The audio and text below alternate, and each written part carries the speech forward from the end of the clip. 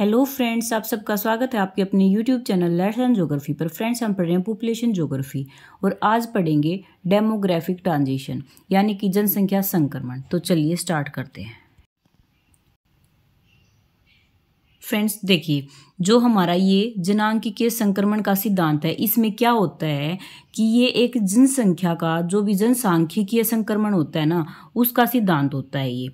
और इसमें क्या होता है, जो जनसंख्या के जो इतिहास के आंकड़े और जो सांख्यिकी होती है उसके ऊपर ये आधारित होता है।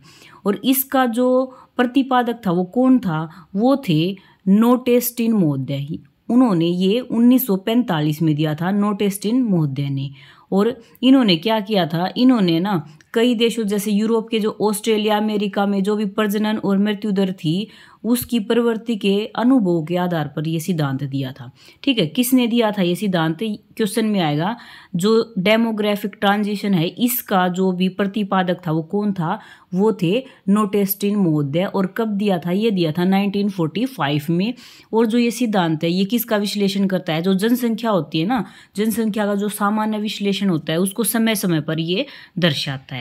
और ये किसके ऊपर बेस था, ये यूरोपीय देश थे, जो कि पश्चिमी यूरोपीय देश थे। कौन से ऑस्ट्रेलिया अमेरिका ये वाले थे ना, इनमें जो भी प्रजनन और मृत्यु दर की प्रवृत्ति थी उनका जो एक्सपीरियंस था वो किया इन्होंने, फिर उसके बेस पे ये सिद्धांत दिया था फ्रेंड्स। ठीक है, आगे देखिए।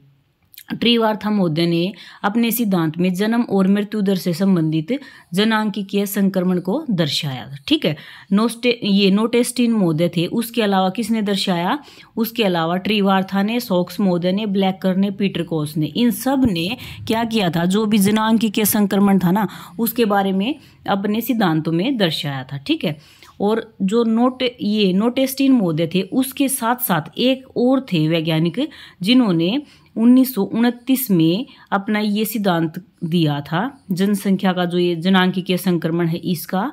और वो कौन थे, वो थे WM थॉम्सन। ठीक है, आगे देखिए आप। अब ये देखो आप, ये 3-4 लाइनें ना ये इंपॉर्टेंट है। देखो, नोटेस्टिन महोदय और ये थे थॉम्सन महोदय, इन्होंने जनांकीय संक्रमण की 3 अवस्थाएं बताई थी। कितनी बताई थी, 3 अवस्थाएं बताई थी। ठीक है, फिर जो ट्रीवार्था और सॉक्स महोदय थे उन्होंने जनांकीय संक्रमण की 4 अवस्थाएं बताई थी। फिर है ब्लैकर और पीटर कोस, इन्होंने 5 अवस्थाएं बताई थी। ठीक है, तो क्वेश्चन में आ जाए कि जनांकीय संक्रमण की जो है कितनी अवस्थाएं बताई, नोटेस्टिन ने या फिर थॉम्सन ने, या फिर दोनों का नाम दे देगा। तो 3 अवस्थाएं, ये दोनों तो हो सकता है आ भी जाए, नहीं तो नहीं भी आए, लेकिन इंपॉर्टेंट है वो है नोटेस्टिन महोदय और थॉम्सन महोदय। ठीक है, आगे देखिए आप। जो नोटेस्टिन महोदय और थॉम्सन महोदय ने 3 अवस्थाएं दी थी ना जो जनांकीय संक्रमण की, वो कौन सी थी, वो देखो। फर्स्ट थी जनसंख्या में वृद्धि दर की अवस्था। क्या, जनसंख्या में वृद्धि दर की अवस्था जिसमें है ना बर्थ रेट अधिक हो। ठीक है, अगर बर्थ रेट अधिक है तो पॉपुलेशन जल्दी जल्दी इंक्रीज होगी अधिक। ठीक है, सेकंड है जनसंख्या में वृद्धि दर में ह्रास की अवस्था, यानी कि उसमें जो वृद्धि होती है वो ऋणात्मक होती है, जनसंख्या में कमी आती है, उसको कहते हैं ह्रास की अवस्था, जो कि बर्थ रेट में कमी आने पर होती है। ठीक है, नेक्स्ट है जनसंख्या ह्रास की अवस्था। जनसंख्या में कमी आ जाए तो जैसे मान लो जन्म दर कम हो जाए या फिर स्थिर हो जाए, मृत्यु दर जो है, या फिर ऐसे होगा या तो दोनों ही स्थिर हो जाए, जन्म दर भी मृत्यु दर भी, या फिर मृत्यु दर अधिक हो जाए, या फिर जो जनसंख्या वो स्थिर हो जाती है अगर ह्रास होता है ना इसमें। तो 3 स्टेजेस थी। पहली थी जनसंख्या में वृद्धि दर की अवस्था, दूसरी है जनसंख्या में वृद्धि दर में ह्रास की अवस्था, और तीसरी है जनसंख्या ह्रास की अवस्था। ये 3 स्टेजेस दी नोटेस्टिन महोदय ने और थॉम्सन महोदय ने जनांकीय संक्रमण की। आगे देखिए, जो ट्रीवार्था महोदय ने क्या किया, ट्रीवार्था महोदय ने ये 4 स्टेजेस दी थी, ये हम पढ़ के आए हैं। आगे देखिए, जनसंख्या व मृत्यु दर में परिवर्तन के आधार पर जनांकीय संक्रमण की जो 5 अवस्थाएं हैं वो कौन सी हैं, ये हैं ये वाली 5 अवस्थाएं जो कि बेकर महोदय ने दी थी और पीटर कोस महोदय ने दी थी। तो हम इनको देखते हैं। पहले सबसे पहले है उच्च स्थायी अवस्था, यानी कि पूर्व आधुनिक अवस्था या फिर उच्च स्थायी अवस्था या फिर पूर्व प्रौद्योगिकी अवस्था। ठीक है, सेकंड है प्रारंभिक वर्धमान अवस्था, ये वर्तमान है यहाँ पे। ठीक है, आगे है उत्तर वर्धमान अवस्था, प्रारंभिक वर्धमान अवस्था, उत्तर वर्धमान अवस्था और निम्न स्थायी अवस्था और ऋणात्मक अवस्था। ये 5 अवस्थाएं हैं। इसमें कौन सी हैं? उच्च स्थायी अवस्था, प्रारंभिक वर्धमान अवस्था, उत्तर वर्धमान अवस्था, निम्न स्थायी अवस्था और ऋणात्मक अवस्था। ये हैं 5 जो जनांकीय संक्रमण की स्टेजेस है वो। तो देखो ये डायग्राम में भी दर्शाया गया है। ये देखिए जो ये सीधी लाइन है ना, ये तो जा रही है, ये तो दर्शा रही है जन्म दर को, और जो लाइन ये डॉटेड है ना, ये दर्शा रही है मृत्यु दर को। तो ये डायग्राम क्या शो कर रहा है? देखो फर्स्ट स्टेज में ये तो डॉटेड लाइन है और ये है जन्म दर वाली लाइन। तो जो फर्स्ट स्टेज है वो क्या दर्शा रही है कि उच्च एवं अस्थिर जन्म दर है, और जो मृत्यु दर है वो भी इसी प्रकार से है, और जो जनसंख्या जो है वो धीमी गति से इसमें वृद्धि दर है। ठीक है, इसमें ज़्यादा डिफरेंस नहीं है ना। आगे है जो सेकंड लेवल पे है, ये देखिए सेकंड लेवल पे क्या दर्शा रहा है कि जो जन्म दर है वो उच्च है, लेकिन मृत्यु दर देखो यहाँ से ये डाउनफॉल शुरू हो गया है, ये कम है। जन्म दर तो है उच्च और जो मृत्यु दर है वो है कम। ठीक है, और ये तीव्र जनसंख्या वृद्धि दर्शाता है इसमें, क्यों? मृत्यु दर तो होगी कम और जन्म दर है ये है अधिक। ठीक है, और जो तीसरी स्टेज है, तीसरी स्टेज में क्या दर्शा रहा है? देखो इसमें है ना, ये जो जन्म दर वाली है ये एकदम से नीचे आ गई लाइन, तो इसका मतलब क्या है? इसका मतलब ये है कि जो जन्म दर है ना वो कम हो रही है। ठीक है, और इसी तरह से जो मृत्यु दर है वो भी कम होती हुई नजर आ रही है। ठीक है, और फोर्थ जो लाइन है उसमें क्या दर्शाता है? ये देखो ये फोर्थ लाइन है ना, इसमें निम्न जन्म और मृत्यु दर दोनों ही, ये देखो निम्न तो मृत्यु ये जन्म दर है बिल्कुल एकदम से नीचे आ गई, और ये मृत्यु दर भी निम्न दर्शा रहा है। ठीक है, नेक्स्ट है जो फिफ्थ स्टेज है वो क्या दर्शा रहा है? वो ये दर्शा रहा है कि जन्म और मृत्यु दर है ना दोनों ही लगभग बराबर हैं। देखो ये यहाँ पे लगभग बराबर से है ना, बिल्कुल एक जैसे से आसपास दिखाई दे रहे हैं। तो इसका मतलब क्या है? जन्म दर भी और मृत्यु दर भी लगभग समान से हैं। इसमें क्या होगा कि कोई एक ऐसा टाइम आएगा जब है ना ये जनसंख्या वृद्धि है ना इसमें शून्यता आ जाएगी। ठीक है, ये डायग्राम शो कर रहा है। आगे देखिए हमने जो ये 5 स्टेजेस पढ़ी हैं उनमें जो प्रथम अवस्था से लेके 5वीं अवस्था तक के सारा का सारा है, ये हम एक बार अच्छे से पढ़ लेते हैं। देखो सबसे पहले है उच्च स्थायी अवस्था। उच्च स्थायी अवस्था में क्या होता है? जन्म और मृत्यु दोनों की दर उच्च पाई जाती है। ठीक है, और ये पूर्व औद्योगिक स्टेज भी कहलाती है। क्या कहलाती है? यहीं से क्वेश्चन निकलेंगे। उच्च स्थायी अवस्था और किस नाम से जानी जाती है? पूर्व औद्योगिक स्टेज जानी जाती है इस नाम से। ठीक है, इसमें ज़्यादा जन्म दर होती है। ठीक है, क्या होती है? जन्म दर ज़्यादा होती है और कृषि कार्यों के लिए ये अच्छी मानी जाती है। क्यों अच्छी मानी जाती है भाई? देखो कृषि कार्य उस टाइम पे क्या होता था, लगभग सारे ही हाथ से किए जाते थे। तो जितनी मैन पावर होगी, मैन फोर्स जितना ज़्यादा होगा वो अधिक काम कर पाएगा। तो कृषि के लिए जो अधिक जन्म दर है वो अधिक मानी जाती है। ठीक है, विश्व का कोई भी देश वर्तमान में इस स्टेज पर नहीं है। ठीक है, जो उच्च स्थायी अवस्था है ना इस स्टेज पर पूरे वर्ल्ड में कोई भी देश नहीं है। उच्च स्थायी अवस्था में हमने क्या पढ़ा, फिर से देख लीजिए। उच्च स्थायी अवस्था में ना जन्म दर भी और मृत्यु दर भी दोनों ही उच्च होती हैं, यानी कि लोग जन्म भी अधिक लेते हैं और मृत्यु भी अधिक होती है। और ये वाली जो स्टेज है इसको और किस नाम से जानते हैं? उच्च स्थायी अवस्था को पूर्व औद्योगिक स्टेज। और इसमें क्या होता है? जो जन्म दर है वो अधिक है, वो जो है वो कृषि कार्यों के लिए अच्छी मानी जाती है, और वर्ल्ड का कोई भी ऐसा देश नहीं है जो आज इस स्टेज पर हो।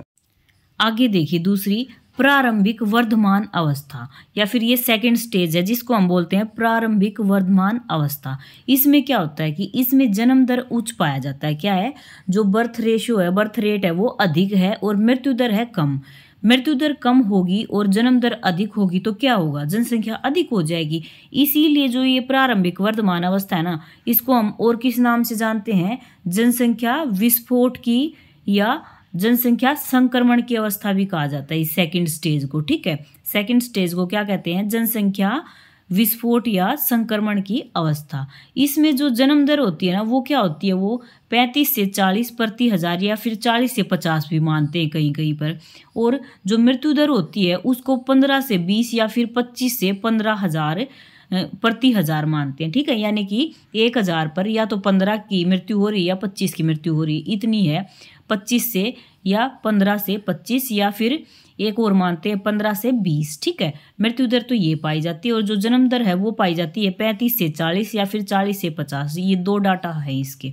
ठीक है, इसमें से कुछ भी आ जाए, 35 से 40 आ जाए या 40 से 50 आ जाए, आपको प्रायोरिटी तो देनी है 35 से 40 को। ठीक है, और ये वाली जो प्रारंभिक वर्तमान अवस्था है ना, इसको हम और किस नाम से जानते हैं? जनसंख्या का संक्रमण या विस्फोट की अवस्था भी इसको कहा जाता है। ठीक है, और ये जो है ना, ये वाली अवस्था लगभग पूरे विश्व में जो भी विकासशील देश हैं वहीं पर पाई जाती है। ठीक है, और ये अवस्था क्यों आई? क्योंकि वहाँ पर चिकित्सा जो सुविधाएं हैं ना, उनकी उपलब्धता बढ़ गई। उनकी उपलब्धता बढ़ेगी तो क्या होगी? जो जन्म के टाइम पे जो बच्चों को जो चिकित्सा के जो साधन थे वो नहीं थे, तो इसलिए जो बच्चे जन्म लेते थे वो जन्म के टाइम पे भी बहुत ज़्यादा उनकी डेथ होती थी, और फिर कुछ लोगों की बीमारी की वजह से भी होती थी। तो जब से चिकित्सा की सुविधा अधिक हुई है ना, तब से जो विकासशील देश हैं उनमें ये वाली स्थिति आ गई है। और हमारा इंडिया ना इस स्टेज पे था 1921 में। 1921 में जो हमारा इंडिया है वो प्रारंभिक वर्तमान अवस्था यानी कि सेकंड स्टेज पर था। ठीक है, इस पे सेकंड स्टेज पर था। अब वर्तमान में कौन से देश हैं जो प्रारंभिक वर्तमान अवस्था में हैं? वो देखो, अफ्रीका में कुछ देश हैं। ठीक है, लैटिन अमेरिका है, म्यांमार हो गया, इंडोनेशिया हो गया, सऊदी अरब हो गया, बांग्लादेश है, म्यांमार हो गया, और पाकिस्तान और बर्मा। ये सारे के सारे देश जो है ना, ये प्रारंभिक वर्तमान अवस्था में है फ्रेंड्स। ठीक है, नेक्स्ट देखिए तृतीय अवस्था या फिर उत्तर वर्तमान अवस्था। तृतीय अवस्था में क्या है? इस अवस्था में जो मृत्यु दर है ना वो कम हो गई है, लेकिन जन्म दर अधिक है। लेकिन जो इससे जो प्रारंभिक वर्तमान अवस्था थी ना, उससे कम जन्म ले रहे हैं। ठीक है, तो इसमें क्या होना शुरू हो गया? इसमें जनसंख्या वृद्धि में ह्रास की प्रवृत्ति देखी गई। क्यों? क्योंकि जो प्रारंभिक वर्तमान थी ना, उसमें जो जनसंख्या जो जन्म ले रही थी वो तो थी अधिक, जो मृत्यु हो रही थी वो थी कम। ठीक है, तो इसीलिए वहाँ पे जो जनसंख्या का संक्रमण देखा गया था। लेकिन यहाँ पे जो चिकित्सा की जो सुविधाएं वगैरह हैं वो तो मिल रही हैं, लेकिन जो मृत्यु दर है ना वो कम हो रही है। फिर यहाँ पे लोग साक्षर होने शुरू हो गए थे इस टाइम तक आते आते, तो लोगों में ना थोड़ी अवेयरनेस आ गई। अवेयरनेस आई तो लोग जो है ये अधिक जो बच्चे पैदा करते थे उसके प्रति अवेयर हो गए। क्यों? क्योंकि लोगों को पता चल गया कि भाई बच्चे कम होंगे तो हम उनके लिए अधिक सुविधाएं दे पाएंगे, अच्छा जीवन यापन कर पाएंगे वो। ठीक है, तो इस तरह से वो साक्षर हुए। फिर जो सरकार है उसने भी ये लोगों को जागरूक करना स्टार्ट किया। क्यों? क्योंकि आगे आने वाले जो टाइम पे जो भी ये संसाधन है वो धीरे धीरे खत्म होने की कगार पे आ जाएंगे। फिर जो आगे जो जनरेशन आएगी उसको वो संसाधन यूज करने के लिए कम मात्रा में मिलेंगे। ठीक है, कुछ तो ऐसे होंगे जो मिलेंगे भी नहीं। इसीलिए यहाँ पे लोग साक्षर हुए। साक्षर होने के बाद लोगों ने क्या है, जो बर्थ रेट है उसमें गिरावट देखी हमने यहाँ पे। ठीक है, फिर जो मृत्यु दर है वो तो कम थी ही, लेकिन यहाँ पे जन्म दर भी धीरे धीरे कम होने लगी। तो यहाँ पे जनसंख्या का क्या है, ह्रास थोड़ा थोड़ा देखने को मिलने लग गया। और यहाँ पे जन्म दर कितना है?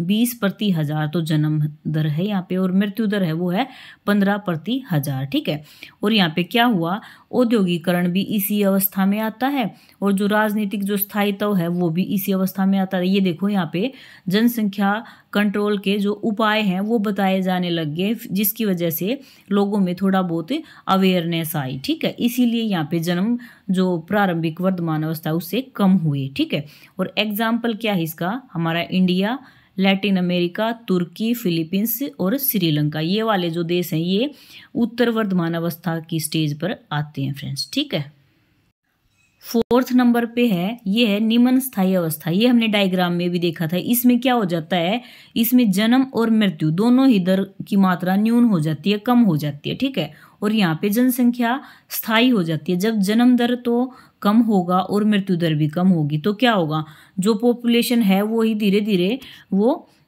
ये स्थायी होती चली जाएगी। ठीक है, और इन जो ये भी लोग थे जो जनसंख्या है यहाँ पे इस स्टेज पे, उनको क्या है, स्वास्थ्य, शिक्षा, इसके प्रति उनको अवेयर किया गया। ठीक है, क्या हुआ, निम्न स्थायी अवस्था में जन्म दर और मृत्यु दर दोनों ही निम्न हो जाती हैं, और यहाँ पे क्या है, लोगों को स्वास्थ्य के प्रति, शिक्षा के प्रति अवेयर किया जाता है। ठीक है, और जो जन्म दर होती है ना जो निम्न अवस्था में वो लगभग 10 से 15 प्रति हजार होती है, और जो मृत्यु होती है ना वो 10 से कम ही होती है, यानी कि ये 1000 लोगों पर 10 से भी कम लोगों की मृत्यु होती है। और जो जन्म दर है वो 10 से 15 प्रति 1000 होती है निम्न अवस्था में, निम्न स्थायी अवस्था में। और इसके नाम से ही पता चल रहा है निम्न स्थायी अवस्था, यानी कि निम्न तो इसमें जन्म और मृत्यु दर होगी और जो जनसंख्या वो लगभग स्थायी सी हो जाएगी, ठीक है।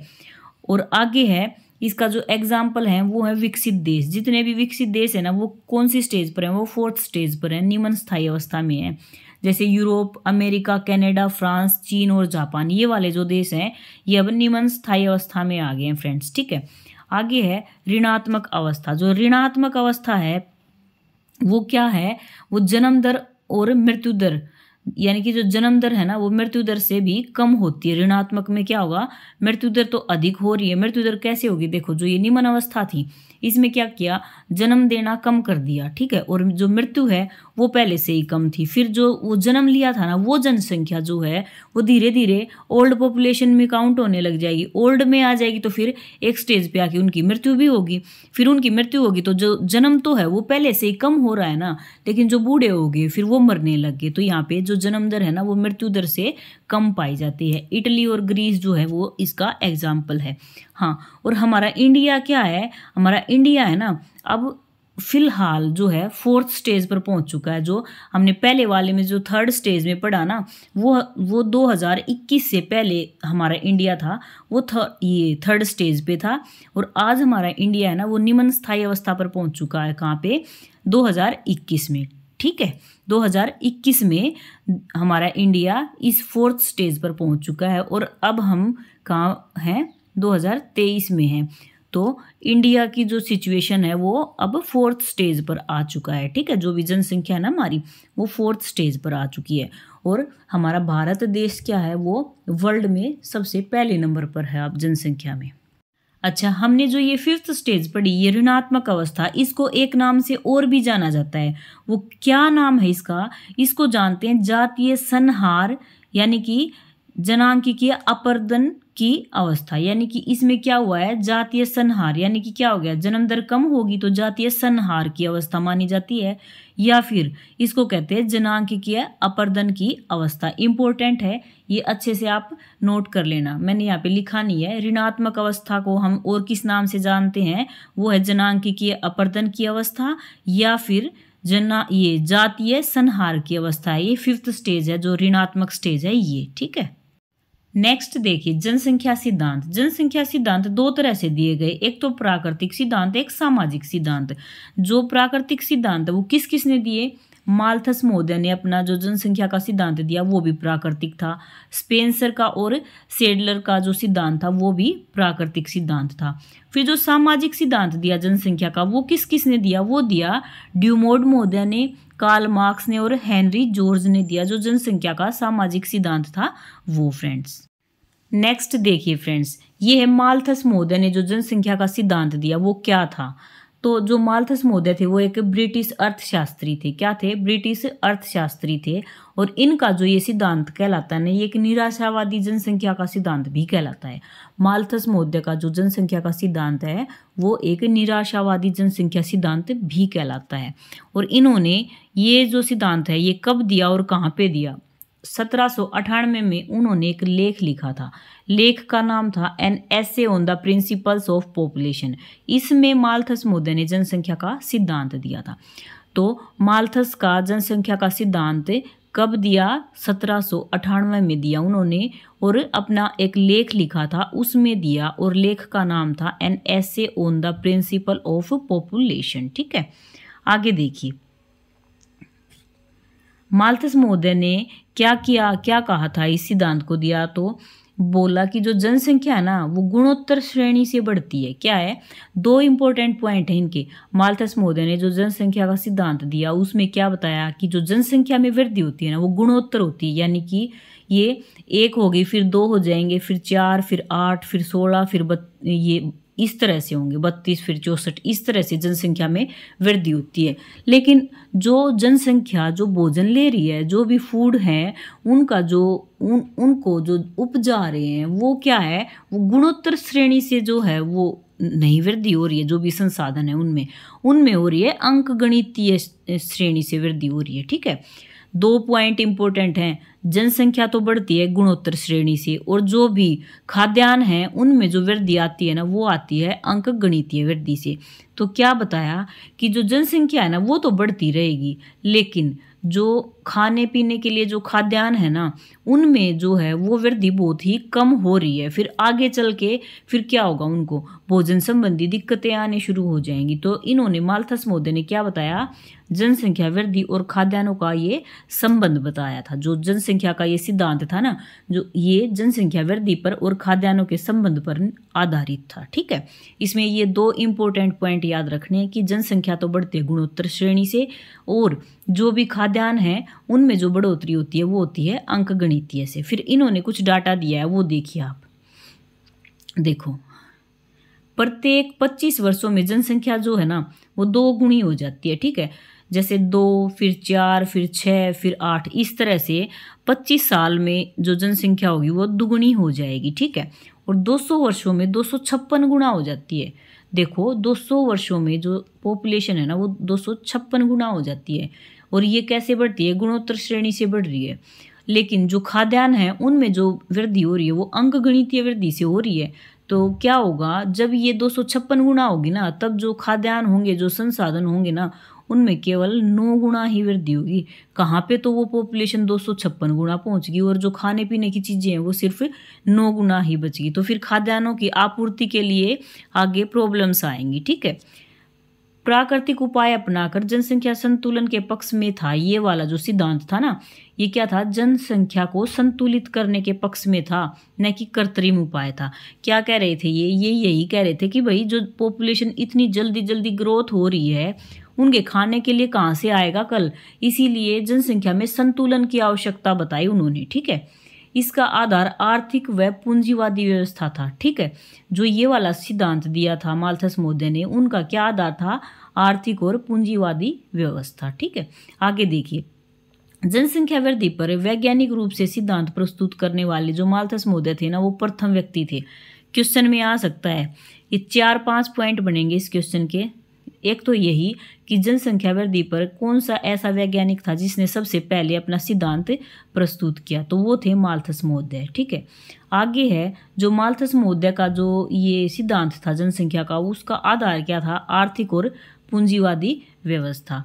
फिर ये इसमें ये क्वेश्चन आ सकता है कि जो जनसंख्या का जो सिद्धांत दिया माल्थस महोदय ने, उसमें जनसंख्या जो है उसमें वृद्धि किस प्रकार से होती है, तो जनसंख्या में वृद्धि होती है गुणोत्तर श्रेणी से, और जो खाद्यान्नों की आपूर्ति होती है उसमेमें कैसे वृद्धि होती है, उसमें होती है अंकगणितीय से।